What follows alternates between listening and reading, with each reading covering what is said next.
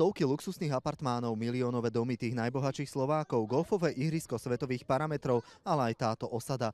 Všetko v jednej dedine a prakticky ako na dlani. Starosta chce práve na tomto kontraste do obce pritiahnuť turistov. My chceme priblížiť tým záujemcom skutočný stav a skutočné podmienky, v ktorých žijú. Osada vraj ukrýva aj veľa šikovných Rómov, ktorí by sa svetu mohli ukázať. Ich zvyky či kultúra by určite turistov zaujali. Vôbec to nie je o tom, že tí Rómovia by mali byť prezentovaní ako zvieratá v zoologickej záhrade.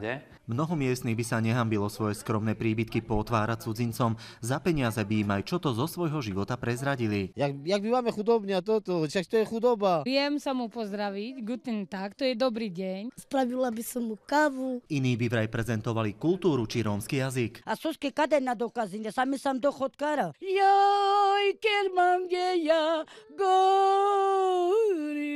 Odborníci na cestovný ruch hovoria o odvážnej myšlienke. Tá by vraj ale do osád mohla priniesť nielen peniaze, ale aj väčší poriadok. Každý človek, ak očakáva návštevu, tak sa na ňu pripraví. Uprace, pekne sa oblečie. Bolo by to možno objavovanie niečoho tajomného a doteraz neobjaveného. Nie len rómski aktivisti sa ale chytajú za hlavu. Vraj toto je na hanbu sveta. Si myslím, že to je úplne nehoráznosť. S tým absolútne nesúhlasím. Robiť atrakciu z ľudí a z rómskej osady sa mi zdá také neetické. To aj o tom, aby sme do istej miery zamotivovali tých Rómov, aby im samým začalo záležať na tom, v akom prostredí žijú. Starosta sa svojej odvážnej myšlienky nechce vzdať za žiadnu cenu. Je totiž presvedčený, že by to Rómom pomohlo odraziť sa od dna.